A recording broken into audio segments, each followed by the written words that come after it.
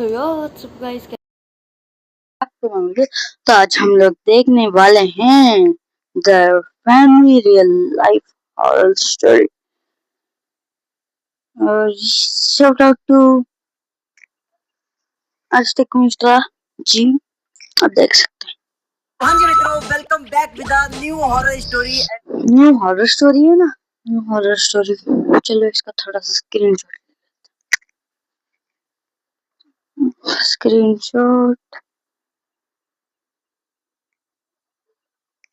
आता भी आएगा, देख सकते हो। आपको सताने वाला नहीं हूँ, कुछ भी नहीं बोलने वाला हूँ, ठीक है।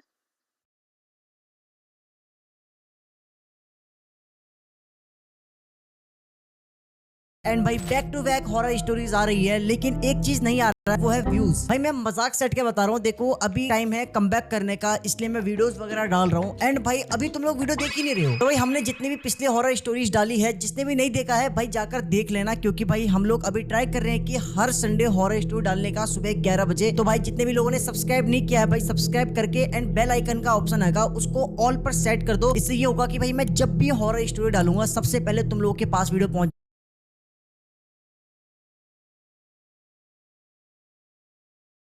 सब्सक्राइब कर दो ना। देखो ये भी बोल रहा है सब्सक्राइब करने के लिए, आप भी कर दो जाएगी और तुम लोग देख सकते हो। एंड भाई आज की जो स्टोरी है भाई वो है स्नेहा नाम की एक लड़की की। एंड भाई ये सारी चीजें जो हुई थी वो स्नेहा के साथ ही हुई थी, तो उसी ने मेरे को ये सारी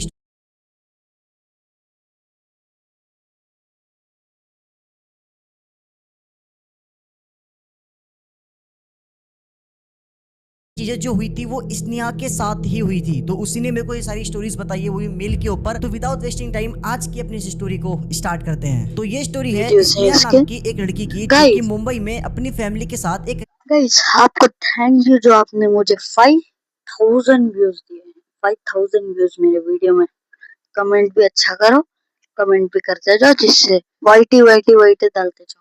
रेंट वाले फ्लैट में रहती थी। एंड भाई मैं वीडियो को स्टार्ट करने से पहले मैं आपको एक बार स्नेहा की फैमिली के बारे में बता देता हूँ। स्नेहा की फैमिली में स्नेहा, उसका एक छोटा भाई, उसके मम्मी और पापा, ये 4 जने रहते हैं। एंड जो स्नेहा है भाई वो 21 साल की है, एंड जो उसका छोटा भाई है भाई वो मात्र 17 साल का है। भाई स्नेहा अपनी फैमिली के साथ मुंबई में एक रेंट वाले फ्लैट में रहती थी। एंड भाई जो स्नेहा के जो पापा थे वो ना ड्रॉप शिपिंग का काम करते थे। ड्रॉप शिपिंग मतलब तुम लोग समझ गए ना कि ऑनलाइन प्रोडक्ट सेलिंग वगैरह काम करते थे। एंड जो उसके पापा थे उन्होंने ये चीज ना रिसेंट में स्टार्ट किया था कुछ टाइम पहले से। एंड भाई उनका जो ड्रॉप शिपिंग वाला बिजनेस था भाई वो ना बहुत अच्छा चलने लगता है, उनको अच्छा प्रॉफिट मिलने लगता है। एंड भाई वो लोग अभी रेंट पे रहते थे, एंड जब से इनका बिजनेस अच्छे से चलने लग गया था, जब से इनको अच्छा खासा प्रॉफिट हो रहा था, तब से ना इनके फैमिली में एक डिस्कशन हो रहा था कि हमको ना अब अपना खुद का घर या फिर फ्लैट ले लेना चाहिए। एंड ऐसे ही ना ये लोग आपस में बैठकर डेली बातचीत करते थे कि कहाँ पे घर ले, कैसा ले, है ना। अब क्या होता है, इसी बीच में ये लोग जिस रेंट वाले फ्लैट में रह रहे थे उसी फ्लैट का जो ऑनर था वो एक दिन इनको कॉल करता है। एंड वो इनको कहता है कि इनको फ्लैट खाली करना पड़ेगा, क्योंकि जिस फ्लैट के अंदर ये लोग रह रहे थे उस फ्लैट का जो ऑनर था उसका ना रिश्तेदार कोई था, वो आने वाला था। एंड वो ये फ्लैट अपने रिश्तेदार को देने वाला था। तो इसलिए जो फ्लैट का ऑनर था वो इनको कॉल करके बताता है कि भाई आपको ये फ्लैट खाली करना पड़ेगा, वो भी 1 महीने के अंदर। एंड जो ये लोग थे, ये लोग ना पहले से ही मतलब खुद का घर लेने की सोच रहे थे। एंड भाई इसी बहाने ये लोग सोचते हैं कि अब सही टाइम आ गया है, अभी काम करते हैं हम लोग, फ्लैट को खाली करके दूसरे फ्लैट में जाने से अच्छा, मतलब दूसरे फ्लैट को रेंट पे लेने से अच्छा, इससे अच्छा कि हम लोग खुद का अपना घर ले लेते हैं। एंड अब क्या होता है, जो स्नेहा के पापा थे वो ना ब्रोकर के पास जाते हैं एंड उनको बताते हैं कि भाई हमारा बजट इतने तक का है, कहीं अच्छा सा हमारे बजट में घर मिले तो हमको बताना। तो अब इसके बाद ये लोग भी घर ढूंढ रहे हैं, जो ब्रोकर भी था घर ढूंढ रहा है, लेकिन ऐसे करते करते ऑलमोस्ट 20 दिन निकल जाते हैं, लेकिन अब तक इनको कोई भी घर या फिर फ्लैट नहीं मिला था अच्छा सा। अब देखो जो ब्रोकर था उसने ना इनको बहुत सारा फ्लैट दिखाया, बहुत सारा घर दिखाया, लेकिन इनको ना पसंद ही नहीं आता है। एंड जो घर पसंद आता है, जो फ्लैट इनको पसंद आता है, वो ना बहुत ज्यादा महंगा होता है, ये इनके बजट से ना बहुत ज्यादा फालतू होता है। एंड इसलिए ये करते करते 20 दिन निकल जाते हैं एंड अब सिर्फ 10 दिन बचा होता है। अब क्या होता है, इसी बीच में जो उस फ्लैट का ओनर था वो कॉल करता है एंड इनको बताता है कि 10 दिन के अंदर घर खाली कर देना, क्योंकि जो हमारा रिलेटिव्स है वो ना आने ही वाला है, तो फिर उसको हमें देना ही पड़ेगा, इसलिए ठीक है। तो अब क्या होता है, इसके बाद जो इसके फैमिली वाले थे स्नेहा के, वो ना थोड़े से घबरा जाते हैं, क्योंकि सिर्फ 10 दिन बचा हुआ था, 10 दिन में इनको कहाँ घर मिलेगा कोई। तो इसलिए ये लोग अब डिसाइड करते हैं कि एक काम करते हैं, अभी हमको घर नहीं मिल रहा है, तो इसलिए हम लोग ना कोई घर रेंट पर ले लेते हैं, अभी फिलहाल कोई सा फ्लैट है ना, तो अभी हम लोग रेंट वाले फ्लैट में शिफ्ट हो जाते हैं एंड उसके बाद हम लोग अच्छे से ढूंढेंगे आराम से कहीं अच्छा सा घर हमारे बजट में मिलेगा तो हम तब ले लेंगे, ठीक है। अब इसके बाद ये लोग फ्लैट चेंज करने का दूसरा फ्लैट रेंट पे लेने का डिसाइड करते हैं। अब क्या होता है, उसी बीच में जो ब्रोकर था वो एक दिन स्नेहा के पापा को कॉल करता है एंड इनको बताता है कि कोई एक घर है जो कि बहुत ही बड़ा है, बहुत अच्छा है और बहुत ही कम रेट में मिल रहा है एंड भाई जो उस घर का मालिक है वो ना अर्जेंट में उस घर को बेच रहा है एंड इसलिए वो इस घर को इतने सस्ते में बेच रहा है। लेकिन वो जो घर है ना वो मुंबई में ही है, लेकिन थोड़ा सा ना मतलब आउट ऑफ मुंबई है, मतलब कह सकते हो कि मुंबई के अंदर ही वो जगह आती है लेकिन थोड़ा सा बाहर पड़ जाता है, ठीक है, वाली जगह। अब क्या होता है, जो इसके पापा थे वो पूछते हैं कितने घर है, वो बताते हैं कि ये जो घर है वो मात्र 80 लाख रुपए में इनको मिल रहा था, ठीक है। एंड भाई वो जो प्रॉपर्टी थी वो कम से कम 2 करोड़ रुपए की प्रॉपर्टी थी एंड 2 करोड़ का सामान इनको मात्र 80 लाख रुपए में मिल रहा था। तो भाई ये लोग सोचते हैं कि भाई वो जल्दबाजी चक्कर में बेच रहा है तो एक बार देख लेते हैं कैसा घर है क्या है। अब इसके बाद ये लोग उस घर को देखने के लिए जाते हैं एंड जैसे भाई ये लोग उस घर को देखने जाते हैं इनको घर पसंद आ जाता है पहली बच्ची में, क्योंकि भाई वो जो घर था वो बहुत बढ़िया घर था, बहुत बड़ा था, 2 फ्लोर का भाई वो घर था एंड काफी अच्छा घर था वो वाला। अब क्या होता है, ये लोग सोचते हैं कि भाई जो उस घर का ओनर है वो ना जल्दबाजी चक्कर में घर बेच रहा है तो इनको प्रॉफिट हो रहा है, इसलिए ये लोग कुछ ज्यादा सोचते समझते नहीं है, उस घर के बारे में कुछ भी पता नहीं करते हैं एंड ये लोग फटाफट भाई उस घर को खरीद लेते हैं। अब इसके बाद ये लोग सोचते हैं कि जो इन्होंने नया नया घर खरीदा जो वाला, उसके अंदर ना पूजा पाठ करवा लेते हैं वास्तु शांति के लिए, घर शांति के लिए, है ना, तो सबसे अच्छा रहता है ना। हमारे हिंदू धर्म में तुमको पता ही है कि कोई भी घर खरीदता है, कुछ भी खरीदता है तो उसका पूजा पाठ जरूर होता है। तो ये लोग भी सोचते हैं कि एक काम करते हैं, घर के अंदर पूजा पाठ पहले करवा लेते हैं ताकि सब कुछ नेगेटिव चीजें जो भी वो खत्म हो जाए एंड सब कुछ अच्छा रहे। अब ये लोग डिसाइड करते हैं पूजा करने का, लेकिन तभी क्या होता है, जो उस फ्लैट का ओनर था जिसके अंदर ये लोग अभी रेंट पे रह रहे थे वो इनको कॉल करता है कि प्लीज घर को खाली कर दो 2 दिन के अंदर, क्योंकि जो हमारे रिलेटिव है वो 2 दिन के अंदर ही आ रहा है तो इनको घर खाली करना पड़ेगा अर्जेंट में, चाहे कुछ भी हो जाए खाली करना है क्योंकि अर्जेंट है उसको, ठीक है। अब इसके बाद ये लोग सोचते हैं कि पहले यहाँ पे पूजा कराएंगे तब घर खाली करेंगे, लेकिन अब उस फ्लैट का ओनर इनको कॉल कर देता है, उनको 2 दिन के अंदर ही घर खाली करना था, तो इसलिए ये लोग डिसाइड करते हैं कि अब ये लोग पहले इस वाले घर के अंदर शिफ्ट हो जाएंगे, नए वाले घर के अंदर शिफ्ट होने के बाद ये लोग पूजा पाठ करवा लेंगे, है ना। अब इसके बाद भाई स्नेहा की पूरी फैमिली अपने जो रेंट वाले फ्लैट था वहां से शिफ्ट होकर नए वाले घर के अंदर शिफ्ट हो जाते हैं, सारा सामान शिफ्ट करते हैं, A to Z सामान जितने भी सामान थे। एंड मैं आपको एक चीज बताना भूल गया कि इन्होंने जो घर लिया नया वाला, वो घर इनको विद फर्नीचर मिला था 80 लाख रुपए में, मतलब घर का पूरा फर्नीचर और प्लस घर, ये सब कुछ उनको मात्र 80 लाख रुपए मिल गया था। तो इनको अच्छे खासा प्रॉपर्टी मिल गया था काफी कम रेट में, तो ये लोग इतना कुछ सोचते नहीं है, घर ले लेते हैं। अब ये लोग भाई शिफ्टिंग करते हैं, फटाफट सारा सामान लेके जाते हैं नए वाले घर के अंदर, सारा सामान शिफ्ट करते हैं। अब शिफ्ट करते करते भाई रात हो जाती है, रात के टाइम नए वाले घर के अंदर जो स्नेहा की मम्मी थी वो खाना वाना बनाती है। अब इसके बाद स्नेहा की पूरी फैमिली, स्नेहा, सब लोग खाना पीना खाते हैं। अब मैं आपको एक बार बता देता हूँ, जो इन्होंने घर लिया था ना वो 2 फ्लोर का था, मैंने आपको पहले बताया था। जो फर्स्ट वाला फ्लोर था उस पे ना 3 कमरे थे, तो फर्स्ट फ्लोर पे पहला कमरा जो थी वो स्नेहा ले लेती है, दूसरा कमरा जो था वो उसका भाई जो था वो ले लेता है एंड जो तीसरा कमरा था वो खाली था। इन्होंने अब तक उस कमरे को खोला भी नहीं था क्योंकि ये लोग अभी जस्ट शिफ्ट ही हुई है एंड भाई घर बहुत बड़ा था, इनके पास उतना सामान भी नहीं था जितना बड़ा घर था, तो ये लोग ना उस वाले कमरे को खोलते ही नहीं है, तीसरे वाले कमरे को। अब जो उसके फैमिली वाले होते हैं वो नीचे वाले फ्लोर पे रहते थे, क्योंकि नीचे वाले फ्लोर में भी एक कमरा था जिसमें उसके मम्मी पापा रहते हैं। अब भाई ये लोग रात को खाना पीना खाते हैं, खाना पीना खाने के बाद सभी लोग अपने अपने कमरे में जाकर सो जाते हैं। लेकिन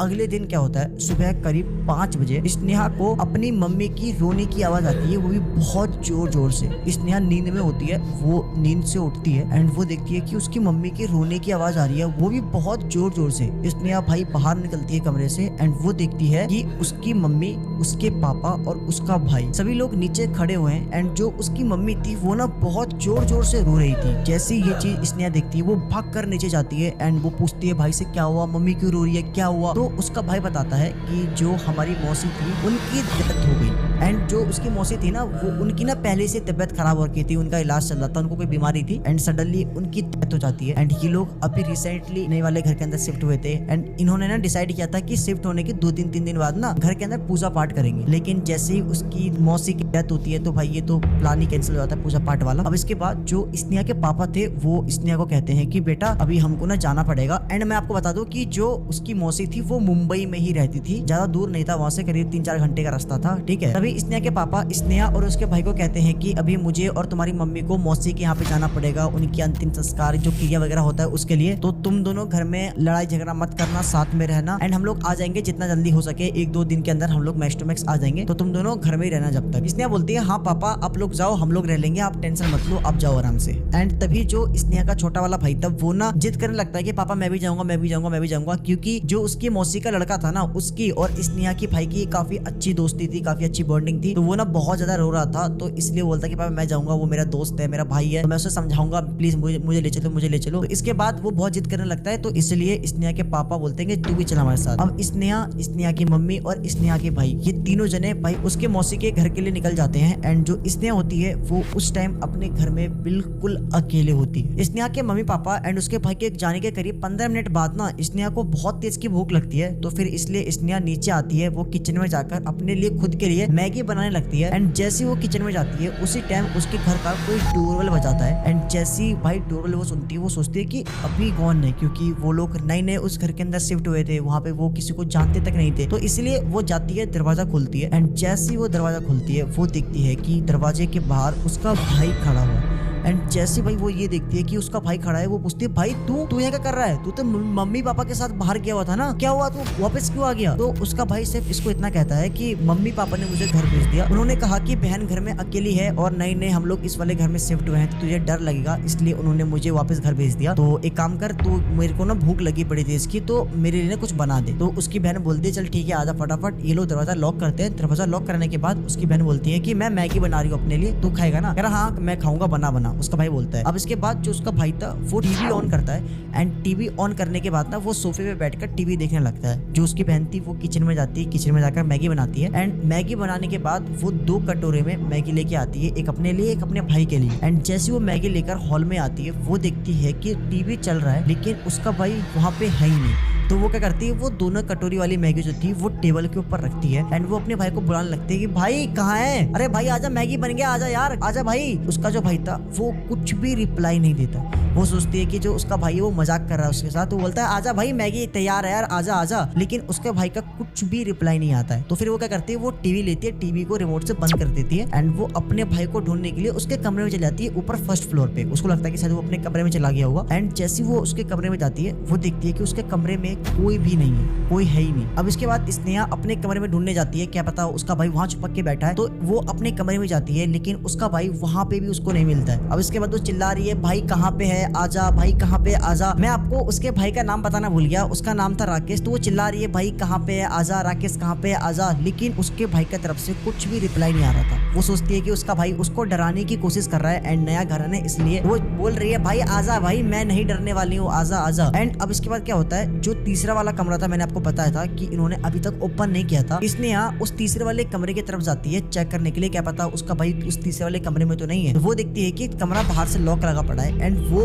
उस दरवाजे को पकड़ती है एंड वो उसको खोलने ही वाली थी दरवाजे को। उसी टाइम उसको नीचे से टीवी ऑन होने की आवाज आती है। वो सोचती है कि अभी तो जस्ट मैंने टीवी बंद किया तो टीवी फिर किसने चलाया। तो वो सोचती है कि शायद उसका भाई आ गया, वो नीचे है, वो टीवी देख रहा है। एंड इसलिए वो उस घर को खोलती नहीं है। एंड वो नीचे आती है। एंड जैसे वो नीचे आती है वो देखती है कि टीवी तो चल रहा था लेकिन वहाँ पे उसका भाई होता ही नहीं। एंड वो तभी देखती है कि जो टेबल के ऊपर उसने 2 कटोरी में मैगी रखी थी उस कटोरी में मैगी है ही नहीं, जैसे मानो कि किसी ने मैगी खा लिया। एंड भाई वो सोचती है कि ये चीज पक्का उसी के भाई ने करी है। एंड वो अब तक ना इन सब चीजों को मजाक में ले रही थी। वो सोच रही थी कि उसका भाई ये सारी चीजें कर रहा है, वो मजाक कर रहा है। एंड वो कंटिन्यू अपने भाई को चिल्ला रही है राकेश कहाँ है भाई, आजा यार, मैं नहीं डरने वाली हूँ इन सब चीजों से, तूने मैगी भी खा ली यार, मेरे हिस्से की मैगी खा ली। एंड वो कंटिन्यू चिल्लाई जा रही है तू आजा, कहाँ है कहाँ है। उसका जो भाई था वो रिप्लाई देने का नाम नहीं ले रहा था, मतलब उसके भाई की तरफ से कुछ भी रिप्लाई नहीं आ रहा था। एकदम सन्नाटा है घर, बस पूरे घर में स्नेहा की आवाज गूंज रही है। वो कंटिन्यू चिल्ला रही है भाई कहाँ है, राकेश कहाँ है, आजा आजा। लेकिन उसी टाइम स्नेहा को अपने ऊपर वाले कमरे में से बॉल की आवाज आती है टप्पा खाने की,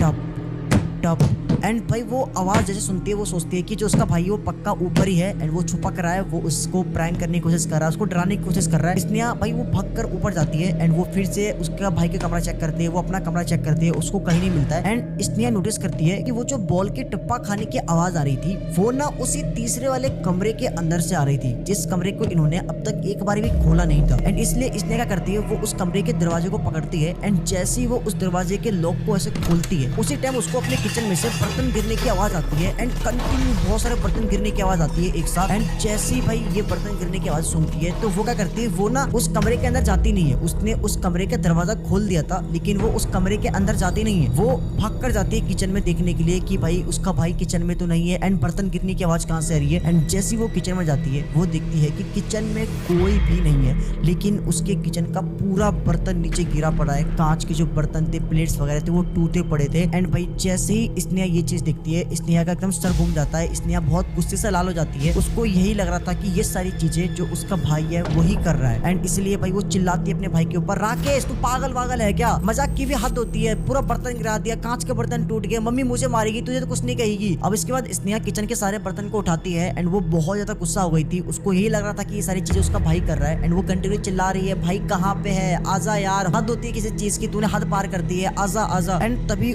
उसी को फिर से अपने ऊपर वाले कमरे में से फिर से उसको बॉल की आवाज आती है टप्पा खाने की, टप टप टप। एंड जैसी ये आवाज सुनती है वो एकदम गुस्से में ऊपर जाती है अपने भाई को पकड़ने के लिए एंड वो देखती है कि वो आवाज उसी तीसरे वाले कमरे में से आ रही थी। तभी वो नोटिस करती है कि उसने अभी जस्ट थोड़ी देर पहले उस दरवाजे के लॉक को खोला था, लेकिन उस दरवाजे का जो लॉक था वो अभी लगा पड़ा है। एंड जैसे वो ये चीज देखती है तो वो फटाफट दरवाजे को खोलती है एंड जैसे वो इस बार दरवाजे को खोलती है उसी टाइम फिर से उसके घर का कोई डोरबेल बजाता है एंड कंटिन्यू 3-4 बार डोरबेल बजने की आवाज आती है, टन टन टन टन टन कंटिन्यू बज रहा है उसका डोरबेल। एंड वो दरवाजा खोलती है फिर से इस बार, लेकिन वो दरवाजे को पूरा नहीं खोलती है, बस खाली उस दरवाजे के लॉक को खोलती है पिछली बार की तरह एंड वो भागकर नीचे जाती है एंड वो दरवाजा खोलती है। जैसे वो दरवाजा खोलती है वो देखती है कि दरवाजे पर उसके मम्मी पापा और उनके साथ में एक छोटी सी बच्ची है, करीब 5 से 6 साल की होगी वो। एंड जैसे ही स्नेहा ये चीज देखती है वो पूछती है, पापा मम्मी आप तो मौसी के यहाँ गए थे ना, अब अचानक से कैसे आ गए यहाँ पे, हुआ क्या बताओ तो मुझे। जो उसके मम्मी पापा होते हैं वो कुछ भी जवाब नहीं देते, कुछ भी रिप्लाई नहीं देते हैं। स्नेहा पूछती भी है, पापा क्या हुआ बताओ क्या हुआ, ये जो बच्ची है वो बच्ची कौन है, ये बच्ची जो आप लेके आओ ये है कौन। उसके घर वाले कुछ भी जवाब नहीं देते। उसके मम्मी पापा एंड जो वो बच्ची थी उनके साथ में ये लोग घर के अंदर आते हैं एंड जैसे ही घर के अंदर आते हैं उसके पापा वो क्या करते हैं, वो घर के सोफे के ऊपर बेड के ऊपर पैर रखकर अखबार लेते हैं एंड वो अखबार पढ़ने लगते हैं। जो उसकी मम्मी थी वो किचन के अंदर चले जाती है एंड जो छोटी सी बच्ची थी वो सोफे के ऊपर बैठती है साइड में। इसने कंटिन्यू अपने पापा से मम्मी से पूछे जा रही है कि ये छोटी बच्ची कौन है, आप लोग इतना जल्दी आ कैसे गए, लेकिन उसके घर वाले उसके मम्मी पापा कुछ भी रिप्लाई नहीं दे रहे थे। एंड तभी इसने बोलते कि पापा अच्छा हुआ आप आ गए यार, आपका जो बेटा है ना वो मुझे डराने की कोशिश कर रहा है, तब से वो पता नहीं मेरे से छुपा फिर रहा है एंड वो मेरे को डराने की कोशिश कर रहा है, अब आप ही संभालो। लेकिन उसके जो पापा थे वो कंटिन्यू अखबार पढ़े जा रहे हैं पैर के ऊपर पैर रखकर एंड उसकी जो मम्मी थी वो किचन के अंदर गई हुई थी, लेकिन उसके पापा उसके मम्मी उसको कुछ भी रिप्लाई नहीं दे रहे। वो कंटिन्यू पूछे जा रही है लेकिन कोई रिप्लाई नहीं आ रहा सामने से। एंड उसी टाइम वो देखती है कि जो उसकी मम्मी थी वो किचन के अंदर से एक कटोरी में थोड़ी सी मैगी बची हुई थी, वो मैगी लेके आती है एंड वो मैगी उस छोटी सी बच्ची को देती है। एंड वो जो छोटी बच्ची थी उस कटोरी के अंदर चम्मच भी था, लेकिन वो छोटी बच्ची क्या करती है उस चम्मच को साइड में रखती है एंड वो छोटी बच्ची अपने दोनों हाथों को कटोरी में डालकर दोनों हाथों से मैगी खाने लगती है। Written a book? Get published with India's favorite self-publishing platform. Choose from our wide range of services. Flawless editing, design, top-notch printing, world-class marketing. Blue Rose Publishers. We help you tell your story to the world.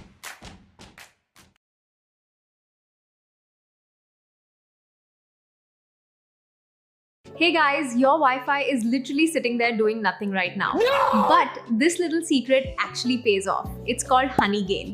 It securely shares your unused bandwidth, never your personal data, to earn you credits. It's encrypted, safe, and you can join millions of us earning in the background. Don't wait too long. Join the Honey Club and claim your bonus now.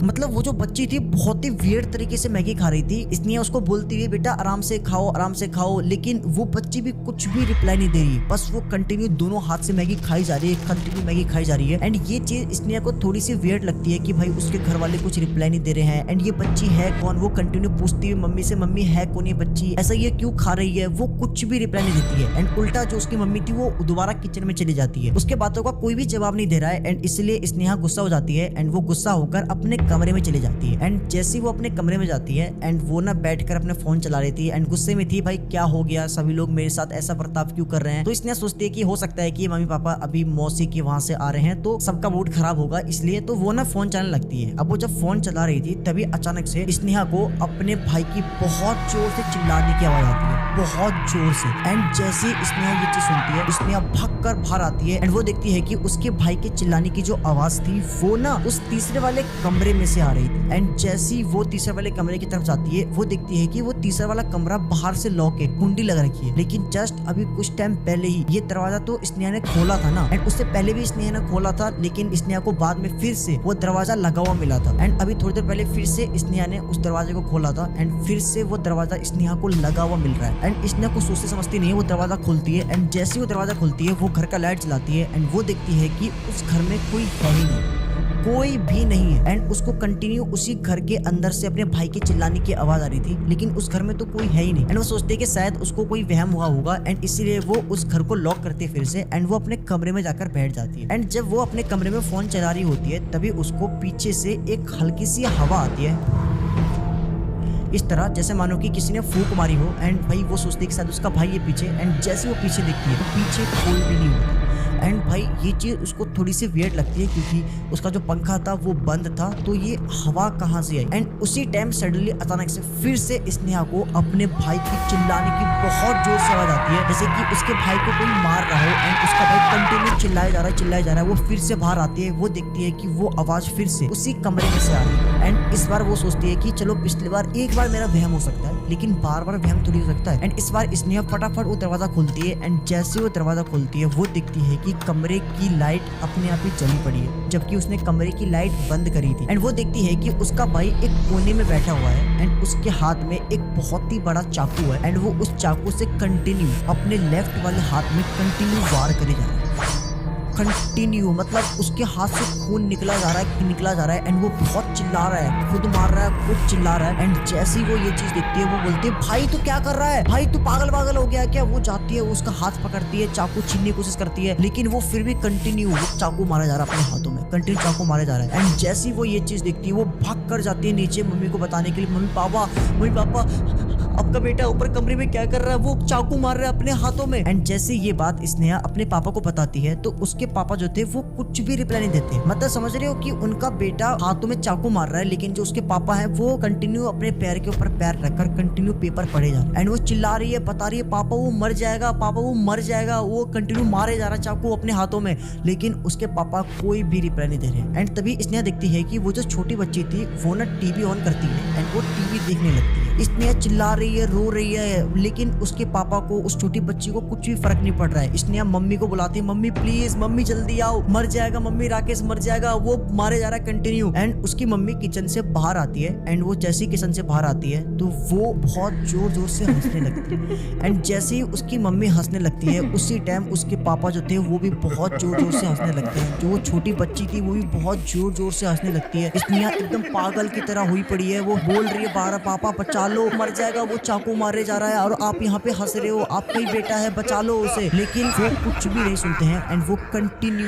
उसकी mummy, उसके पापा, उसकी जो छोटी बच्ची थी वो वाली, भाई ये तीनों कंटिन्यू बहुत जोर से हंसे जा रहे हैं, बहुत जोर से। एंड उसी टाइम स्नेहा देखती है कि जो उसका भाई था वो ऊपर कमरे से बाहर निकलता है एंड वो भी हंसता हुआ बहुत जोर से हंसे जा रहा है। एंड उसके हाथ में, लेफ्ट वाले हाथ में चाकू घुसा पड़ा है एंड उसके हाथ से कंटिन्यू खून निकल रहा है, टप खून टपक रहा है। उसके हाथ से इतना खून निकल रहा था कि पूरा जो सीढ़ी था भाई उस पर खून ही खून हो गया था। एंड वो कंटिन्यू नीचे हंसते वो सीढ़ी से नीचे आ रहा है। एंड नीचे आने के बाद ये चारों जने, स्नेहा के पापा, उसकी मम्मी, वो छोटी बच्ची एंड उसका भाई, ये चारों जने कंटिन्यू पागलों की तरह हंसे जा रहे हैं स्नेहा को देख के। एंड जैसे स्नेहा भाई ये चीज देखती है भाई कि उनका बेटा मर रहा है एंड मम्मी पापा हंस रहे हैं, भाई वो समझती है कि भाई वो उसके मम्मी पापा हो ही नहीं सकते। एंड इसलिए वो भागती है सीधा मेन गेट की तरफ, वो जाती है मेन गेट को खोलती है, लेकिन मेन गेट का दरवाजा खुलता ही नहीं। वो बहुत कोशिश करती है, मेन गेट का दरवाजा खुलता ही नहीं है। एंड स्नेहा बहुत जोर से चिल्लाई जा रही है, वो बहुत कोशिश करी है दरवाजा खोलने का, लेकिन दरवाजा नहीं खुलता है। एंड जो उसका भाई था, उसकी मम्मी थे, उसके पापा थे, वो छोटी बच्ची कंटिन्यू हंसे जा रहे हैं, बहुत जोर से हंसे जा रहे हैं, ऐसे मानो कि पूरे घर के अंदर आवाज गूंज रही है। एंड स्नेहा पागल हुई पड़ी है। एंड उसी टाइम स्नेहा का फोन बजता है एंड जैसे ही वो अपने जेब से फोन को बाहर निकालती है वो देखती है कि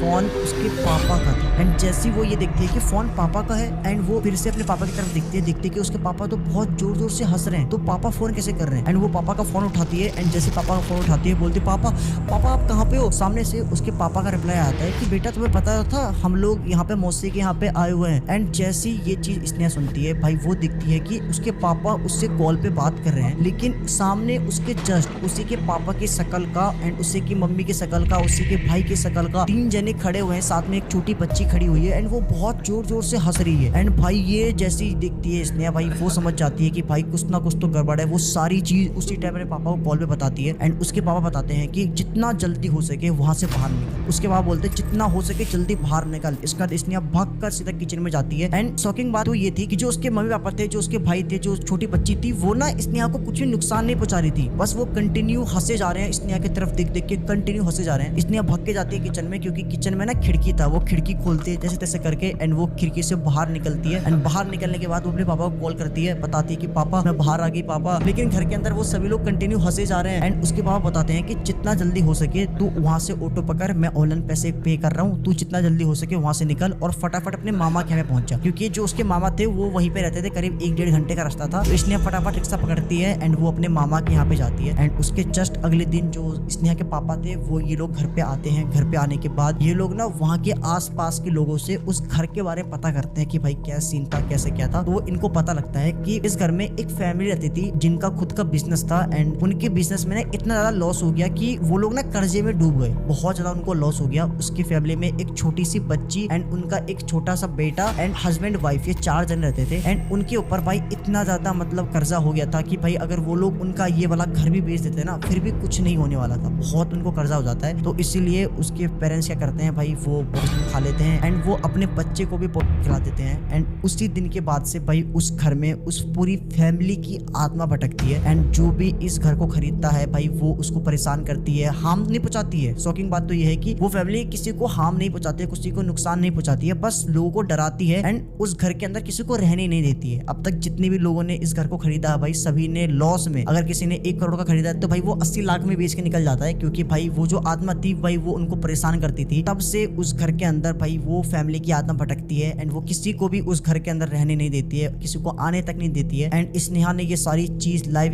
मतलब अपने आंखों से देखा एंड उनकी पूरी फैमिली स्नेहा की फैमिली का रूप लेके स्नेहा को डराने की कोशिश कर रही थी। समझ रहे हो मेरी बात को। एंड ये सारी चीजें स्नेहा के साथ एक्चुअल में वही है एंड भाई स्नेहा की ट्रेन फट गई थी जब ये सारी चीजें हुई थी, बट आज के टाइम पे स्नेहा ओके है, मतलब स्नेहा एकदम ठीक है आज के टाइम पे। स्नेहा नहीं भाई हमको ये स्टोरी मेल के ऊपर बताई थी एंड अगर तुम्हारे पास भी कोई स्टोरी है तो तुम लोग बता सकते हो, हमारी मेल आईडी ये है, इसके ऊपर बता सकते हो। तो गाइस ये थी अपनी आज की हॉरर स्टोरी। आई होप कि तुमको अच्छी लगी हो, अच्छी लगी हो तो वीडियो को लाइक कर देना, चैनल को सब्सक्राइब कर देना और ना लगी हो फिर भी कर देना। ठीक है गाइस, मिलते हैं नेक्स्ट वीडियो में नेक्स्ट टॉपिक के साथ, तब तक के लिए बाय।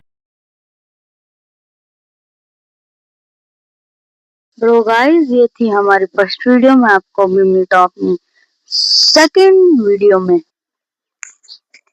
तो गाइस ये है हमारी सेकंड वीडियो, आप देख ले सकते हैं। स्वागत तुम सभी का हमारे एक और नए हॉरर स्टोरी में। एंड भाई यकीन नहीं हो रहा होगा तुमको, लेकिन फाइनली आ गया हूँ फिर से एक और नए हॉरर स्टोरी को लेके। एंड भाई अभी बैक टू बैक स्टोरीज आ रही है जैसे मैंने तुम लोगों से वादा किया था, और भाई अब बारी है तुम लोगों को अपना वादा पूरा करने की। तो फटाफट जितना हो सके वीडियो को लाइक करो, चैनल को सब्सक्राइब करो, वीडियो को शेयर करो, क्योंकि भाई अभी हमारे व्यूज थोड़े से डाउन चल रहे हैं। तुमको पता है कि भाई काफी टाइम से हम लोग वीडियो नहीं डाल रहे थे चैनल पे, तो इसलिए थोड़ा सा डाउन चल रहा है व्यूज। लेकिन भाई तुम लोग सपोर्ट करोगे, प्यार दिखाओगे तो होगा, कमबैक जरूर होगा। एंड गाइस आज की जो हमारी स्टोरी है वो है साग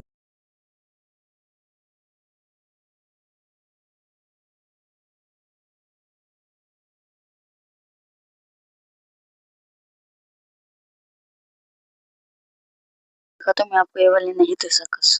तो ये है हमारी सेकंड वीडियो, और नई डरावनी हॉरर स्टोरी लेके। तो ये जो स्टोरी देख है भाई सकते हो। वो पहाड़ की होने वाली है। तो जितने भी लोगों को भाई पहाड़ में घूमना, ट्रैकिंग वगैरह करने का शौक है भाई, ये स्टोरी उनकी फाड़ कर रख देगी। तो ये स्टोरी भाई मुझे तुम में से किसी एक सब्सक्राइबर ने मेल के ऊपर भेजी थी। एंड भाई ये जो स्टोरी है भाई वो ब्रह्म चौक के ऊपर होने वाली है। एंड भाई इसके बारे में तुमको सब कुछ जानने को मिलेगा आज की स्टोरी में। विदाउट वेस्टिंग टाइम करते हैं आज की वीडियो को फिर स्टार्ट। तो ईशान नाम का एक बंदा होता है जो कि ट्रैकिंग वगैरह करता था एंड वो बहुत ही प्रोफेशनल ट्रैकर था। उसको मतलब ना ट्रैकिंग की वजह से ना बहुत सारे अवार्ड वगैरह भी मिले हुए हैं। तो अब क्या होता है, ईशान अपने 4 दोस्तों के साथ प्लान बनाता है कि कश्मीर जाने का, एंड वहाँ पे एक जगह है मर्गन टॉप करके, वहाँ पे ट्रैकिंग करने का। ईशान जो था भाई वो कश्मीर जा रखा था, लेकिन उसका ना बहुत टाइम से मन था कि वो मर्गन टॉप के ऊपर जाके वहाँ पे ट्रैकिंग करे। तो इसीलिए वो अपने कुछ दोस्तों को इकट्ठा करता है, एंड ये टोटल ईशान को लगा के 5 जने ट्रैकिंग करने के लिए रेडी हो जाते हैं। अब इसके बाद ये सारे लोग भाई निकल जाते हैं कश्मीर के लिए। अब भाई ये लोग कश्मीर पहुंचते हैं। कश्मीर पहुंचने के बाद जहां से इनको ट्रैकिंग स्टार्ट करना था मर्गन टॉप का, अब ये वहां पे पहुंचते हैं। और वहां पे पहुंचने के बाद क्या होता है कि इनको ना वहां पे होटल वगैरह मिलता ही नहीं है, क्योंकि वहां पे ना होटल्स वगैरह बहुत ही कम थे जहाँ पे ये लोग गए थे। एंड वहां पे क्या था ना, वहां पे था होम स्टे, मतलब कि वहां पे जितने भी लोकल लोग रहते थे उन्हीं को मतलब कुछ पैसे देकर उन्हीं के घर पे लोग रुकते थे। अब इसके बाद ये लोग भी एक होम स्टे ढूंढते हैं, एंड फाइनली इनको एक होम स्टे मिल भी जाता है। लेकिन जो उस होम स्टे का ओनर था वो इनसे पूछता है कि आप लोग यहाँ पे कितने दिनों के लिए घूमने के लिए आए हो और कहाँ कहाँ घूमने वाले हो। तो जो ईशान था वो बताता है कि हम लोग यहाँ पे ना मतलब घूमने के लिए तो आए हैं, लेकिन स्पेशली ट्रैकिंग करने के लिए आए हैं, वो भी मर्गन टॉप की ट्रैकिंग करने के लिए। एंड जैसे ही उस होम स्टे का ओनर ये चीज सुनता है मर्गन टॉप की ट्रैकिंग करने के लिए आए हैं, तो वो बोलता है मर्गन टॉप की ट्रैकिंग करने के लिए आए हो। ईशान बोलता है हाँ क्यों, कुछ हुआ क्या? लेकिन जो उस होम स्टे का ओनर होता है वो बोलता है नहीं नहीं कुछ हुआ नहीं, बस आप लोग जब जाओगे ना मर्गन टॉप पे ट्रैक करने के लिए तो सभी लोग साथ में रहना, अलग अलग मत होना, और अपने साथ में एक भगवान की मूर्ति जरूर रख लेना। तो ईशान पूछता है क्यों, कुछ है क्या वहाँ पे, मूर्ति ले जाना अनिवार्य है? तो वो होम स्टे वाला बोलता है नहीं नहीं बस सेफ्टी के लिए लोग लेके जाते हैं, तो आप लोग भी ले लेना। एंड ये लोग बोलते हैं हाँ ठीक है ठीक है ठीक है। अब इसके बाद ये लोग बढ़िया होम स्टे के अंदर जाते हैं, कमरे के अंदर जो उनको मिलता है वहाँ पे बढ़िया फ्रेश वगैरह होते हैं। फ्रेश होने के बाद क्या होता है, जो ईशान था उसको ना एक कॉल आता है निगम सर का। जो ये निगम सर थे वो ना मतलब ईशान के कोच थे, आप ये कह सकते हो कि कोच थे, क्योंकि जो ईशान था उसने ना निगम सर के साथ ही ट्रैकिंग स्टार्ट करी थी। निगम जो सर थे उसने ही ना ईशान को ट्रैकिंग वगैरह सिखाया था। तो उसी टाइम में निगम सर का कॉल आता है, एंड वो पूछते हैं कि तुम लोग कहाँ हो? तो ईशान बताता है कि सर अभी हम लोग ना कश्मीर आ रखे हैं मर्गन टॉप की ट्रैकिंग करने के लिए। एंड जैसे ही जो उसके मतलब कोच थे निगम सर, वो ये चीज सुनते हैं मर्गन टॉप जा रहे हो ट्रैकिंग करने के लिए?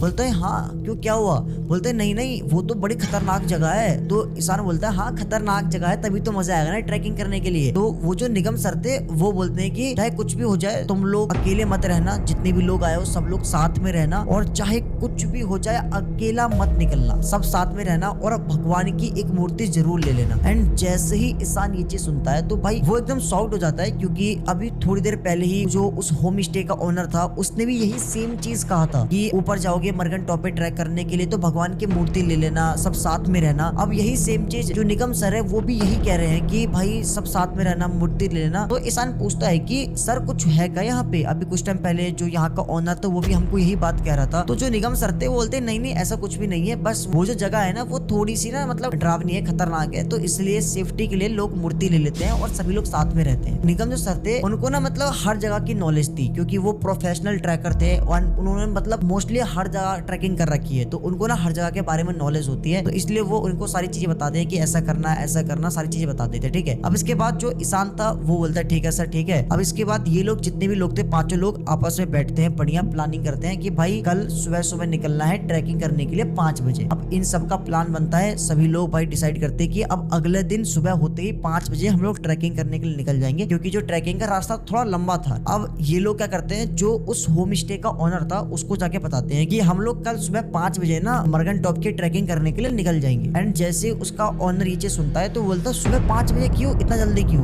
कह रहा हमको थोड़ा जल्दी जाना है एंड थोड़ा टाइम भी तो लगेगा ना, तो इसलिए ये लोग बोलते हैं कि हम लोग 5 बजे निकल जाएंगे। अब जो उस होम स्टे का ओनर था वो इनको फिर से याद दिलाता है आप लोग जा तो रहे हो, लेकिन याद रखना एक दूसरे से बिल्कुल भी अलग मत होना और भगवान की मूर्ति ले लेना। ये लोग सीरियस नहीं लेते, बोलते हाँ ठीक है ले लेंगे, आप टेंशन मत लो, एंड जाके आप सो जाओ। अब इसके बाद ये लोग बढ़िया सोते हैं, एंड सुबह होते ही ये लोग क्या होता है कि ये लोग ना थोड़ा लेट उठते हैं। अब ऑलरेडी ये लोग लेट हो चुके थे, एंड जल्दबाजी के चक्कर में ये लोग क्या करते हैं, जैसे इनको सबने कहा था कि मूर्ति भगवान की ले लेना, ये लोग मूर्ति लेना भूल जाते हैं। अब जल्दबाजी चक्कर में ये लोग निकलते हैं भाई मर्गन टॉप की ट्रैकिंग करने के लिए। अब इनका जो सामान था पूरा बैग बैग वगैरह जो ट्रैकिंग का सामान होता है ना, ये सारा सामान लेके निकलते हैं। अब ये लोग ट्रैकिंग करते करते करते करते रास्ते में इनको भाई एक से एक बढ़िया बढ़िया व्यू दिखता है। अब फाइनली 2-4 घंटे की ट्रैकिंग करने के बाद ये लोग मर्गन टॉप पे पहुंच जाते हैं। एंड जब ये लोग ट्रैकिंग कर रहे थे तो बहुत सारे लोग भी मतलब जा भी रहे थे, बहुत सारे लोग भी ट्रैकिंग कर रहे थे। तो वहां पे पहुंचने के बाद भी इनको भाई बहुत सारे लोग मिलते हैं। एंड भाई जैसे ये लोग मर्गन टॉप के बिल्कुल टॉप पे पहुंचते हैं तो भाई इनको एक अलग ही व्यू दिखता है, क्योंकि वहां का जो व्यू है भाई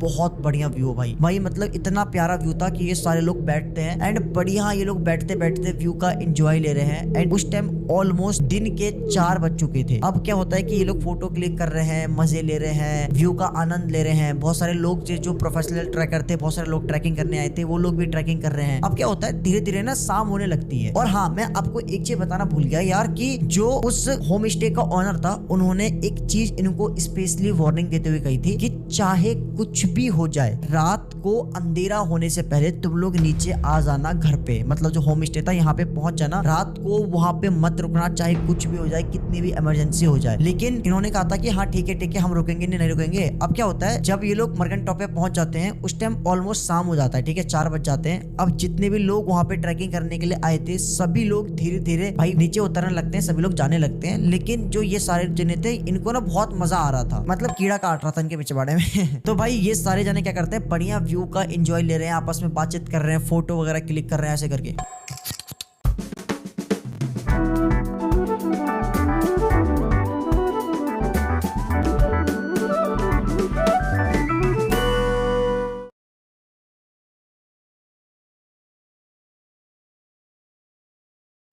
You don't build standout homes and world-class teams by just giving your best.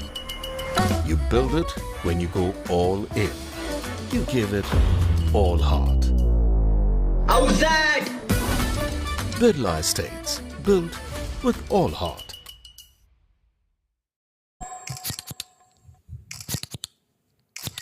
अबे यार ये फोटो अच्छी नहीं आई यार, दूसरी ले। मतलब ऐसे नाटक करते करते ना ये लोग क्या करते हैं, शाम के ऑलमोस्ट इनका 5 बज जाता है, ठीक है 5 बज जाता है। अब इसके बाद जो ईशान था वो अपने सारे दोस्तों को बोलता है भाई चलने हमको स्ट्रिक्टली वार्निंग दिया गया था कि अंधेरा होने से पहले नीचे आना है, तो भाई चलने। तो सभी लोग बोलते भाई एक फोटो और, भाई एक फोटो और। एक बंदा ग्रुप में जरूर ऐसा होता है भाई जो एंड मौके हमेशा फोटो क्लिक कराएगा और एंड मौके बोलेगा भाई एक फोटो और। तो इनके ग्रुप में एक बंदा था, बोलता भाई एक फोटो और। एक फोटो करते करते इनका भाई शाम का 5:30 बज जाता है एंड ऑलमोस्ट अंधेरा होने ही वाला था। अब क्या होता है भाई जो ईशान था वो बोलता है भाई चलने भाई, बात समझ, अंधेरा हो जाएगा, फंस जाएंगे हम लोग, चल रहे हैं। अब इसके बाद ये लोग अपना सारा सामान वगैरह पैक वगैरह करके ये लोग नीचे की तरफ निकलते हैं वापस जाने के लिए। अब इसके बाद ये लोग जैसे जैसे चल रहे थे वैसे वैसे अंधेरा होते जा रहा था, क्योंकि टाइम ऑलरेडी बहुत ज्यादा हो गया था एंड ठंड का मौसम था। ऑलमोस्ट शाम के 7 बज जाते हैं एंड 7 बजते भाई पूरी तरीके से अंधेरा हो जाता है। और अब तक ये लोग नीचे नहीं पहुंचे थे, इन्होंने ऑलमोस्ट आधा रास्ता भी कवर नहीं किया था। अब इसके बाद शाम के 7 बज जाते पूरा अंधेरा हो जाता है। लेकिन इन्होंने जो इनका ट्रैकिंग बैग था उसके अंदर ये लोग सारा सामान लेके चलते हैं, जितने भी ट्रैकर वगैरह होते हैं ना, तो सारा सामान लेके चलते हैं। तो इनके पास टॉर्च वगैरह था, खाने पीने का सामान भी था,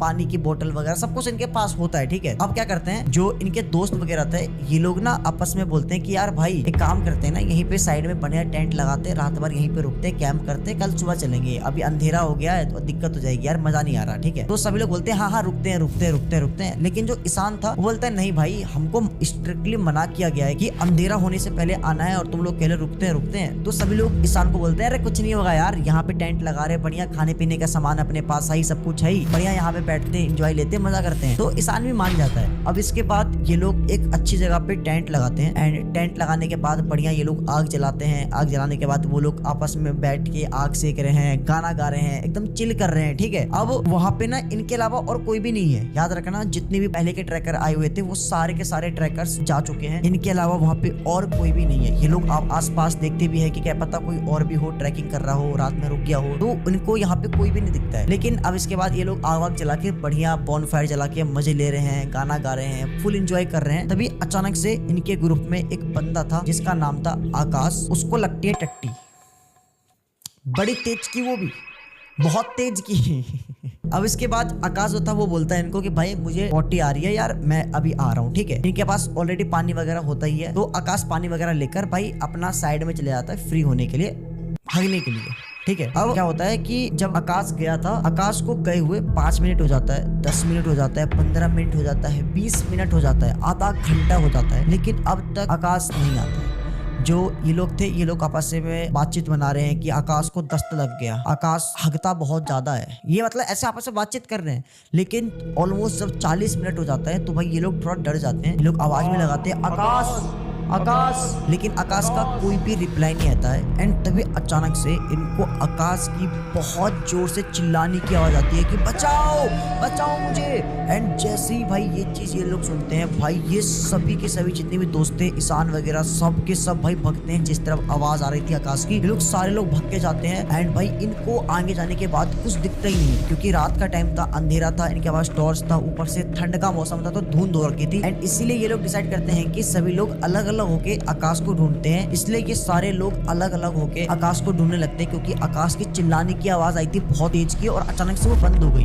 अब आकाश को ये लोग चिल्ला रहे हैं, सब लोग आकाश आकाश आकाश आकाश आकाश आकाश, सभी लोग आकाश को ढूंढ रहे हैं। आकाश कहीं पे भी नहीं मिलता है। अब क्या होता है, जो ईशान था वो भी आकाश को ढूंढ रहा था, उसके हाथ में टॉर्च था। एंड वो अकेले, सभी लोग मतलब अकेले अकेले ढूंढ रहे थे इधर इधर उधर होके। जो ईशान था वो आकाश को ढूंढते ढूंढते थोड़ा आगे चले जाता है, लेकिन इसके बावजूद भी ईशान को आकाश मिलता ही नहीं है। एंड तभी ईशान दिखता है कि एक ना छोटा सा वाटरफॉल आ रहा है, मतलब छोटा सा वाटरफॉल है जहाँ से पानी बह रहा है। एंड उसी पानी में ना हनुमान जी की एक मूर्ति है, ठीक है, हनुमान जी की मूर्ति है। एंड जो वो वाटरफॉल का जो पानी था वो ना हनुमान जी के ऊपर से निकल रहा था, मतलब हनुमान जी की मूर्ति की छूकर पानी निकल रहा था, ठीक है। तो ईशान क्या करता है, वो बजरंगबली की मूर्ति के सामने जाके माथा टेकता है, बोलता है प्लीज भगवान बजरंगबली प्लीज, हमारा जो दोस्त है आकाश, उसे कुछ ना हो, उसे ढूंढवा दो। एंड इसके बाद वो माथा टेक के वहां से हल्का थोड़ा ही आगे जाता है। तभी अचानक से ईशान को एक जलती हुई आग दिखाई देती है। एंड वो जो आग दिखाई देती है इंसान को, वो थोड़ी दूर था, इतना दूर था कि सिर्फ इतना दिख रहा है कि एक आग जल रहा है और कुछ भी दिखाई नहीं देता है। एंड इंसान को लगता है कि शायद इनकी तरह बहुत सारे लोग जो थे वो भी ट्रैकिंग करने आए होंगे, कोई ना कोई होगा जो कि कैंप लगा के बैठे होंगे। तो मैं जाता हूँ उनसे पूछता हूँ कि क्या पता आपने देखा है मेरे दोस्त को। तो इसीलिए इंसान भाई उस आग की तरफ, मतलब जहाँ पे आग जल रही थी उस तरफ जाने लगता है। एंड जैसे जैसे वो उस आग की तरफ जाता है, वैसे वैसे वो जो आग थी उसको धीरे धीरे क्लियर दिखने लगती है। एंड जैसे ही इंसान को वो आग क्लियर दिखती है, एंड इसके बाद जो इंसान देखता है वो इंसान के होश उड़ा देता है। इंसान देखता है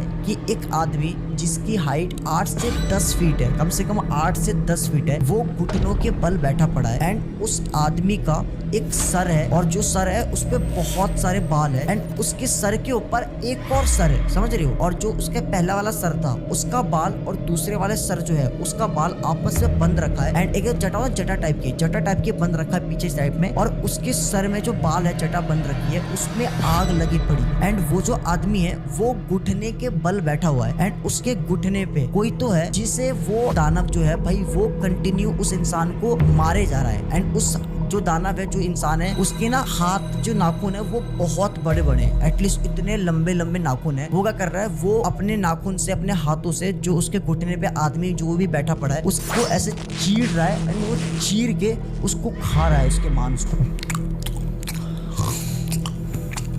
वो कंटिन्यू मतलब उस आदमी के मांस को खाया जा रहा है। एंड वो जो दानव था, वो जो भाई राक्षस था, वो बहुत ज्यादा मतलब खतरनाक दिख रहा था भाई। उसका जो चेहरा था वो उसको एकदम क्लियर तो नहीं दिख रहा था, लेकिन ये देखता है कि वो जो आदमी है भाई उसके जो मूंछें हैं वो इतनी लंबी लंबी मूंछें हैं, बहुत ही वियर्ड टाइप की मूंछें हैं। उसकी दाढ़ी है घनी घने। एंड उसका जो फेस है वो इंसान की तरह लग ही नहीं रहा था, ऐसा लग रहा था कि एक्चुअल में कोई राक्षस है, कोई दानव है भाई। और उसकी जो मेन बात थी, वो उसका 2 मुंडी था, एक मुंडी ऐसे था एंड इसी मुंडी के ऊपर एक और मुंडी था। एंड उसने कपड़ा भी बहुत ही अलग तरीका का कपड़ा पहन रखा था। एंड उसकी जो हाइट थी भाई, सबसे शॉकिंग बात यह है कि उसकी हाइट 8 से 10 फीट थी भाई। समझ लो 8 से 10 फीट कितना लंबा होता है। अब इसके बाद इंसान ये देखने की कोशिश करता है कि वो जो दानव है, वो जो राक्षस है, वो जिस इंसान को मार के खा रहा था, जिसका मांस वो खा रहा है नोच नोच के, वो आखिर है कौन। एंड भाई जैसे ही इंसान थोड़ा ध्यान से देखता है, वो देखता है कि वो जो आदमी है, जो दानव जिसका मांस नोच के खा रहा था, वो और कोई नहीं, उसी का दोस्त आकाश है। एंड भाई जैसे ही ये चीज वो देखता है भाई वो बहुत जोर से चिल्लाता है, और जैसे ही भाई ईशान चिल्लाता है वो जो दानव था उसकी जो दूसरी वाली मुंडी थी, पहली वाली नहीं, जो उसके दूसरी वाली मुंडी थी, वो मुंडी 360 घूमती है एंड वो ईशान की तरफ देखता है। एंड जैसे ही वो ईशान की तरफ देखता है ईशान बहुत तेज की चिल्लाता है बचाओ बचाओ बचाओ। एंड भाई वो ये कहते भागता है लंक लेके, भाई वो कंटिन्यू भाग रहा है। एंड जैसे वो भागना स्टार्ट करता है वो जो दानव था वो आकाश की बॉडी से एक मांस का टुकड़ा से खींचता है एंड वो मांस का टुकड़ा ईशान को फेंक के मारता बहुत जोर से। एंड भाई जैसे ईशान को भाई वो उसका मांस का टुकड़ा लगता है पीठ पे, भाई वो गिरता है, लेकिन इसके बावजूद भी जो ईशान था वो चिल्ला रहा है बचाओ बचाओ बचाओ, कहाँ हो तुम लोग, कहाँ हो तुम लोग, कहाँ हो तुम लोग। एंड जैसे ही भाई वो भाग के थोड़ा आगे आता है, जितने भी उसके दोस्त थे सभी लोग मिलते हैं एंड भाई ये लोग देखते हैं कि जो ईशान है वो भागकर आ रहा है एंड वो बहुत ही डरा हुआ है, बहुत ज्यादा घबरा रखा है। वो भागकर आता है एंड इसके सारे दोस्त पूछते क्या हुआ। ईशान बोलता है उसने आकाश को मार दिया। आकाश मतलब जो ईशान था वो कुछ बोल ही नहीं पा रहा था, वो बहुत ज्यादा डर गया था। उसके जितने भी दोस्त थे वो पूछते हुआ क्या भाई, बता, बस खाली वो इतना बोलता है कि आकाश, बस खाली वो इतना ही बोल रहा है। अब उसके बाद उसके जितने भी दोस्त थे सभी के सभी ईशान को भाई अपने टेंट के पास लेके जाते हैं, उसको पानी पिलाते हैं एंड उसको जैसे थोड़ा रिलैक्स होता है इसके बाद वो उससे पूछते हैं कि भाई हुआ क्या, आकाश को हुआ क्या। इसके बाद ईशान उनको बताता है कि आकाश को उस दानव ने मार दिया, वो उसकी बॉडी से मांस नोच के खा रहा था, वो मुझे भी मार देगा। एंड इसके बाद जैसे ये चीजें सुनते हैं उसके दोस्त, कौन है जिसने आकाश को मार दिया, कौन है। इसके बाद वो बोलता है कि वहां पे एक दानव है, वो मार देगा, सबको मार देगा। इसके बाद भाई जो उसके दोस्त थे, ईशान के सारे दोस्त थे, वो बोलते हैं कि भाई चलने, कहाँ पे। लेकिन ईशान बोलते हैं कि मैं नहीं जाऊंगा, वो मुझे भी मार देगा। लेकिन उसके सारे दोस्त उसको लेके चलते हैं जबरदस्ती, बोलते हैं भाई चल, अगर आकाश को कुछ हो रहा हो तो हम बचा लेंगे, चल। अब इसके बाद उसके सारे के सारे दोस्त, ईशान के सारे दोस्त, एक तो आकाश था जो कि वो ब्रह्मचोक था, जो दानव था, राक्षस था, वो तो उसके चपेट में आ चुका था, वो तो उसको मार के खा रहा था। एंड बाकी के ये 4 जने थे ईशान के साथ, भाई ये चारों जने उसी जगह पे जाते हैं जहाँ पे ईशान ने उस राक्षस को देखा था आकाश को खाते हुए। अब जैसे ये लोग वहाँ पे पहुँचते हैं, ये लोग देखते हैं कि वहाँ पे कुछ भी नहीं है, वहाँ पे कोई भी नहीं है, ना वो दानव है, ना ईशान है, ना वहाँ पे कोई एक मांस का टुकड़ा पड़ा हुआ है, ना एक खून की बूंद तक भी नहीं है। एंड जैसे ही उसके भाई ये दोस्त देखते हैं कि यहाँ पे कुछ भी नहीं है, तो बोलते भाई कहाँ यहाँ पे तो कुछ भी नहीं है। बोलते भाई यहीं पे था वो राक्षस, वो दानव यहीं पे था जो आकाश को मार के खा रहा था। भाई मैं मजाक नहीं कर रहा, सच में भाई वो मार देगा भाई आकाश को, उसने आकाश को मार दिया, वो हमें भी मार देगा। बोलते भाई यहाँ पे कोई है ही नहीं, यहाँ पे खून की बूंद तक नहीं है। फिर इसके बाद जितने भी दोस्त थे ईशान के, वो बोलते हैं कि भाई तेरे को वहम हो गया है, तू बहुत डर गया है, तू एक काम कर, चल। अब इसके बाद ये लोग आकाश को बहुत ढूंढते हैं। जो ईशान था वो तो बहुत ज्यादा डर जाता है भाई, वो टेंट में जाके बैठ जाता है। अब इसके बाद जो ईशान के जितने भी दोस्त थे सभी लोग आकाश को बहुत ढूंढते हैं, लेकिन कहीं से भी भाई आकाश कुछ भी पता नहीं लगता है। अब इसके बाद ये लोग रात के टाइम ही ऑलमोस्ट उस टाइम 3 बज रहे थे, 3 बजे भाई ये लोग वहां से निकल जाते हैं विद ईशान को लेके। ईशान बहुत ज्यादा डरा हुआ था ना, तो ईशान को लेके ये सारे लोग नीचे की तरफ आ जाते हैं, होम स्टे जहाँ पे था इनका। एंड जैसे ये लोग वहाँ पहुंचते हैं, वहाँ पहुंचने के बाद जो उस होम स्टे का मालिक था वो इनको बोलता है कि तुम लोग रात को वहाँ पे रुके क्यों, मैंने तुम लोग को मना किया था ना, तुम लोग रुके क्यों। एंड जैसे वो ये चीज बोलता है तो बोलता है कि हम लोग रुक गए, लेकिन हमारा साथ जो आकाश था दोस्त हमारा, वो खो गया, वो मिल नहीं रहा है। एंड इसके बाद वो जो होम स्टे का मालिक था वो बोलता है मिल नहीं रहा है, तुम्हारे साथ नहीं है वो कह नहीं। एंड इसके बाद जो ईशान था वो उस होम स्टे के मालिक को सब कुछ बताता है कि उसने एक राक्षस को देखा जिसका 2 सर था, जिसकी मूछें लंबी थी, जिसकी हाइट 8 से 10 फीट थी। एंड जैसे ही ये चीज उस होम स्टे का मालिक ये सुनता है भाई, वो एकदम शॉक हो जाता है। वो बोलता है कि मैंने तुमको कहा था ना कि भगवान की मूर्ति लेके जाना, मैंने कहा था ना तुम लोग को कि तुम लोग साथ में रहना, तुम लोग अलग क्यों हुए, भगवान की मूर्ति तुम लोग लेके क्यों नहीं गए। इसके बाद ईशान बोलता है कि हम लोग जलवायु चक्कर में भूल गए, हम भगवान की मूर्ति नहीं ले पाए, लेकिन उसने मेरे दोस्त आकाश को मार दिया, वो कौन था, उसने मार दिया। अब इसके बाद वो जो होम स्टे का मालिक था वो इनको बताता है कि अब तुम्हारा दोस्त कभी नहीं आए, क्योंकि उस ब्रह्म चकोर ने तुम्हारे दोस्त आकाश को अपना शिकार बना लिया, उसने उसको मार दिया। एंड जैसे ये लोग ब्रह्म चकोर का नाम सुनते हैं बोलते ब्रह्म चकोर ये क्या होता है। इसके बाद वो जो होम स्टे का मालिक था वो इनको सारी चीजें बताता है कि मर्गन टॉप के जंगलों में, स्पेशली पहाड़ों में ब्रह्म चकोर रहता है। एंड ये जो ब्रह्म चकोर होता है भाई, ये ना अक्सर अकेले इंसान को अपना शिकार बनाता है। जो भी अकेला होता है, जो कि अकेला ट्रेवलिंग करता है, उन लोगों को ना अपना शिकार बनाता है एंड उनको शिकार बना के उनको मार देता है, उनको खा जाता है। एंड भाई जैसे ये लोग ये चीज सुनते हैं, ईशान के दोस्त वगैरह, ये लोग बिलीव नहीं करते करते, बोलते आज के टाइम पे भी तुम लोग ऐसी चीजें विश्वास करते हो क्या? ये दानव ब्रह्म चकोर वगैरह ऐसा कुछ भी नहीं होता है। लेकिन जो ईशान था भाई, उसने तो ये सारी चीजें अपनी आंखों से देखा था। तो वो भाई बोलता भी अपने दोस्तों के, भाई नहीं भाई मैंने देखा भाई, वो सच में वो दानव था, वो राक्षस था, वो आकाश को मार के सच में खा रहा था।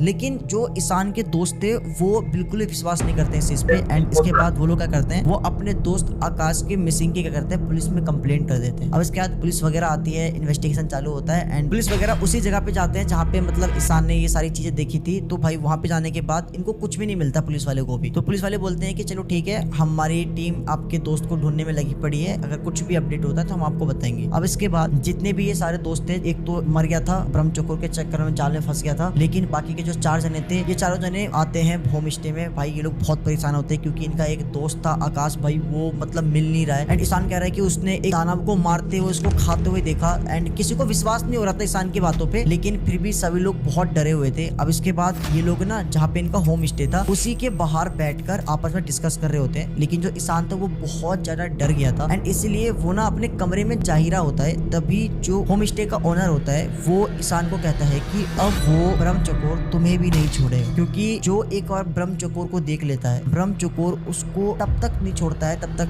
वो उसको मार नहीं देता। एंड ब्रह्म चकोर किसी को नहीं छोड़ता है। अगर एक बार किसी इंसान ने ब्रह्म चकोर को देख लिया, अगर वो बच गया, एक तो बचता नहीं है इंसान क्योंकि ब्रह्म चकोर उसको छोड़ता नहीं है, वो मार ही देता ऑन द स्पॉट। लेकिन अगर कोई इंसान बच गया तो इसके बावजूद भी ब्रह्म चकोर उसको तब तक नहीं छोड़ता है जब तक वो मार ना दे उसको जान से। एंड भाई जैसे ये चीज भाई ईशान सुनता है तो भाई इंसान और भी ज्यादा डर जाता है। अब इसके बाद ईशान अपने कमरे में आता है एंड कमरे में आने के बाद जैसे ही वो कमरे के विंडो की तरफ देखता है, उसको वही ब्रह्म चकोर दिखाई देता है जो उसको रात को दिखाई दिया था, जो उसके दोस्त आकाश को मार के खा रहा था। वही ब्रह्म चकोर उसको विंडो के बाहर खड़ा हुआ दिखाई देता है। एंड जैसे ही भाई ईशान ये देखता है तो वो भागकर सीधा भाई बाथरूम के अंदर जाता है एंड कुंडी लगा लेता है। एंड कुंडी लगाने के जस्ट बाद जो ईशान था उसको ना मतलब अंदर से ना बहुत गरम गरम फील होने लगता है, बहुत ज्यादा गरम। ऐसा होने लगता है कि जैसे मानो कि कोई ईशान को ना अंदर से जला रहा हो। एंड उसको इतना ज्यादा गरम फील होने लगता है कि भाई वो अपना कपड़ा खोल लेता है, कच्छा बनियान कच्छा सब खोल लेता है भाई, एकदम निर्वस्त्र हो जाता है। एंड फिर भी उसको बहुत गर्मी लग रही है, अंदर से वो जल रहा है, ऐसा लग रहा है कि उसके अंदर आग लग रही है, कोई आग लगाने की कोशिश कर रहा है उसके अंदर। एंड उसको अंदर से प्रॉपर ऐसा फील हो रहा है कि कोई उसको जला रहा है, लेकिन वहाँ पे कोई नहीं है जबकि। एंड भाई वो एकदम बिना कपड़ों के है और वो बहुत ज्यादा परेशान हो रखा है। वो अपने बॉडी को ऐसे ऐसे करे जा रहा है, ऐसे ऐसे करे जा रहा है। एंड ऐसे करते करते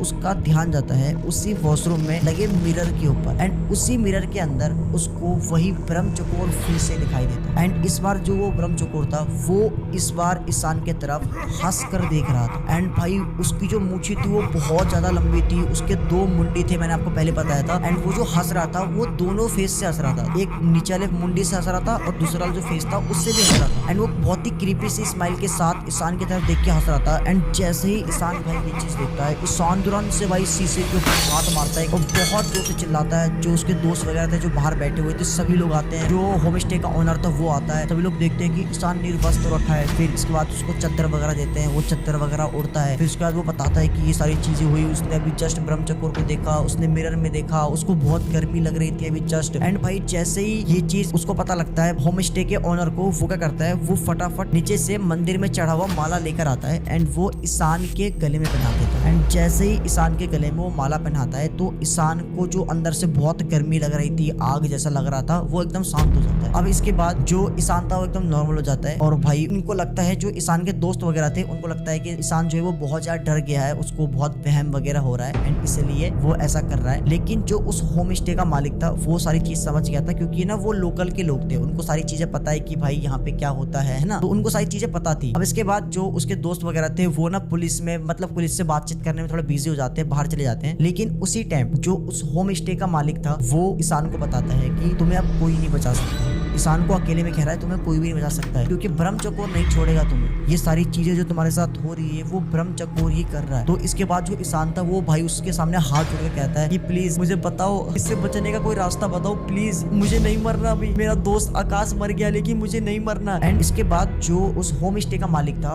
वो बताता है कि इस ब्रह्म चकोर से बचने का सिर्फ एक ही उपाय है, एंड अगर वो तुमने कर दिया तो तुम बच जाओगे, तुम्हें कुछ नहीं करेगा वो ब्रह्म चकोर। लेकिन अगर तुम ये नहीं कर पाए, इसको करने में असफल असफल हुए तो वो ब्रह्म चकोर तुमको ऑन द स्पॉट वहीं पे मार देगा। एंड तुम्हें मरना तो वैसे भी है, लेकिन अगर तुम ये उपाय करते हो, अगर तुम कर लेते हो तो तुम बच सकते हो। इसके बाद जो ईशान था वो इससे पूछता है कि क्या है, मुझे बताओ। एंड जो उस होम स्टे का मालिक था वो उसको बताता है कि तुमको ये सारी चीजें अकेले ही करनी पड़ेगी, क्योंकि अगर तुम किसी की हेल्प लोगे तो तुम्हारे साथ साथ उसकी भी जान जाएगी, तो इसलिए इस चीज को तुम्हें अकेले ही करना पड़ेगा। एंड वो पूछता है कि प्लीज मुझे बताओ। एंड वो बताता है कि रात के टाइम तुमने जहाँ पे पहली बार उस ब्रह्म चकोर को देखा था, तुम्हें उसी जगह पे जाना है। एंड तुमको क्या करना है, उस ब्रह्म चकोर के ऊपर पवित्र जल छिड़कना होगा, पवित्र जल। एंड जैसे ये चीज सुनता है भाई उसकी फट जाती है, क्योंकि भाई उसको अकेले जाना था। लेकिन जो उस होम स्टे का मालिक था वो उसको बताता है कि तुम जब जाओगे तो अपने साथ एक मूर्ति ले लेना माता रानी की। इससे क्या होगा, जो ब्रह्म चकोर होगा वो तुम्हारे पास नहीं आएगा। जब तक तुम्हारे हाथ में मूर्ति होगा, जब तक तुम्हारे गले में ये माता रानी का जो माला है जो अभी मैंने तुम्हें पहनाया है, जब तक तुम्हारे पास ये रहेगा तब तक वो ब्रह्म चकोर तुम्हारे पास नहीं आएगा। लेकिन जैसे ही तुम इस चीज को उतारोगे, इस चीज से थोड़ा भी अलग जाओगे, तो वो ब्रह्म चकोर तुमको ऑन द स्पॉट मार देगा। अब इसके बाद क्या होता है, रात के टाइम जब इसके सारे दोस्त सो जाते हैं, क्योंकि इसको अकेले जाना था, क्योंकि ये सोचता है कि अगर मैं अपने किसी दोस्त को साथ में लेके जाऊंगा तो उसके साथ साथ उसके दोस्त की भी जान खतरे में आ सकती है। एंड एक दोस्त तो उनका पहले ही खत्म हो चुका है ना। अब क्या होता है, जो ईशान था वो हाथ में लोटा लेके एंड साथ में एक मूर्ति लेके निकल जाता है उसी जगह पे जहाँ पे उसने पहली बार ब्रह्म चकोर को देखा था। अब जैसे वो वहां पे पहुंचता है तभी उसको अचानक से याद आता है कि पवित्र जल तो मैं कहाँ से लाऊंगा, पवित्र जल तो मैंने ध्यान दिया ही नहीं, मेरे माइंड में नहीं है पवित्र जल। एंड तभी उसको याद आता है कि जब वो आकाश को उस टाइम ढूंढ रहा था, उस टाइम ना वहाँ पे एक उसको वाटरफॉल मिल रहा था, है ना, एक छोटा सा वाटरफॉल मिला था, मैंने आपको बताया भी था। उस वाटरफॉल में ना बजरंगबली की एक छोटी सी मूर्ति रखी हुई थी, जो कि वो पानी बजरंगबली को छू के निकल रहा था। एंड कोई पानी है, कोई जल है, वो भाई बजरंगबली को छू के, किसी भगवान को छू के निकल रहा है, तो उससे पवित्र तो कुछ हो नहीं सकता है। अब इसके बाद जो ईशान था वो उसी वाटरफॉल से, बजरंगबली से जो छू के निकल रहा था, उसी से लोटे के अंदर जल भरता है। अब इसके बाद जो ईशान था उसी जगह पे जाता है जहाँ पे उसने पहली बार उस ब्रह्म चकोर को देखा था। अब वो जैसे जैसे उस जगह पे जा रहा था, वैसे वैसे जो वो ब्रह्म चकोर था वो इसके सामने तो नहीं आ रहा था, ईशान के सामने, लेकिन वो मतलब किसी ना किसी तरीके से ना ईशान को मारने की कोशिश कर रहा था। रास्ते में पेड़ काट दे रहा था, जो बर्फ का गोला वगैरह होता है वो उससे उसके ऊपर अटैक कर रहा था। वो उसके पास तो नहीं आ रहा था क्योंकि उसके पास भगवान की मूर्ति थी, इस वजह से। अब जैसे ही ईशान उस जगह पे पहुंचता है तो ईशान क्या करता है, उस ब्रह्म चकोर को बुलाने के लिए, क्योंकि उसके हाथ में जब तक मूर्ति है तब तक ब्रह्म चकोर नहीं आएगा उसके पास, इसलिए क्या करता है, वो मूर्ति को साइड में रखता है, जो उसे गर्दन में माला थी वो उसको साइड में रखता है, जो जल था वो उसको साइड में रखता है। एंड जैसे ही वो इस चीज को उतारता है, माला को और मूर्ति को साइड में रखता है, तभी अचानक से वो ब्रह्म चकोर ईशान के सामने प्रकट हो जाता है। एंड भाई इसके बाद वो जो ब्रह्म चकोर था उसके जो नाखून थे वो अपने हाथ से ईशान को ऐसे मारता है बहुत तेज की, पूरा ईशान का पूरा ऐसे फेस छिल जाता है एंड ईशान दूर जाकर गिरता है। अब इसके बाद जो वो ब्रह्म चकोर होता है उसके हाथ में एक भाला टाइप का बहुत बड़ा कुछ होता है एंड वो उस भाले से ईशान को मारने ही वाला होता है। तभी अचानक से जो ईशान का एक दोस्त होता है अंकित नाम का, वो पीछे से आता है एंड वो पीछे से पवित्र जल जो था, उस पवित्र जल को उस ब्रह्म चकोर के ऊपर छिड़क देता है। एंड जो ईशान था वो मरने ही वाला था, वो जो राक्षस उसको मारने ही वाला था। उसी टाइम उसका दोस्त अंकित की एंट्री होती है। भाई एकदम फिल्मों की तरह होता है ना, एकदम बिल्कुल उसी की तरह वो आता है, वो उस पवित्र जल को उसके ऊपर छिड़कता है। एंड जैसे ही वो पवित्र जल को उस ब्रह्म चकोर के ऊपर छिड़कता है, जो उसकी जटाओं में आग जल रही थी वो आग बुझ जाता है एंड उसी टाइम वो ब्रह्म चकोर वहां से गायब हो जाता है, शांत हो जाता है एकदम वो। एंड भाई इसके बाद जैसे वो देखता है ईशान की उसका दोस्त अंकित है, उसने उसको बचा लिया, बोलता है कि अंकित तू कैसे यहाँ पे आया। फिर जो अंकित होता है वो बताता है कि मैंने तेरे को वो होम स्टे के ओनर के साथ बातचीत करते हुए और जंगल की तरफ अकेले जाते हुए देख लिया था, तो फिर मैंने होम स्टे के जो ओनर था उससे सारी चीजें जबरदस्ती पूछी, तो उसने मुझे सारी चीजें बताई। वो तो अच्छा हुआ मैं एंड मौके पे आ गया, मैंने ब्रह्म चकोर के ऊपर पवित्र जल छिड़क दिया, तो भाई सब कुछ सेफ हो गया। एंड भाई लेकिन जो इनका दोस्त था आकाश वो तो नहीं बचा, उसे तो भाई ब्रह्म चकोर ने अपना शिकार बना लिया। एंड जो ईशान था वो भी ब्रह्म चकोर का शिकार बनने ही वाला था, लेकिन अंकित ने भाई एंड मौके पे आके ईशान की जान बचा ली। एंड भाई स्टार्टिंग में तो इन लोगों को इन सब चीजों विश्वास नहीं हो रहा था, लेकिन एंड मौके पे जब ये सारी चीजें हुई तो सबको बिलीव हो गया। लेकिन इन लोगों को अपना एक दोस्त खोना पड़ा। एंड इसलिए कहते हैं भाई किसी भी जगह पे जाते हैं तो हमको ना उसके बारे में अच्छे से पता कर लेना चाहिए और उस जगह के बारे में जान लेना चाहिए सारी चीजें कि भाई कैसा है क्या है उस चीज का इतिहास। तो गाइस ये थी अपनी आज की हॉरर स्टोरी, आई होप कि तुमको अच्छी लगी हो।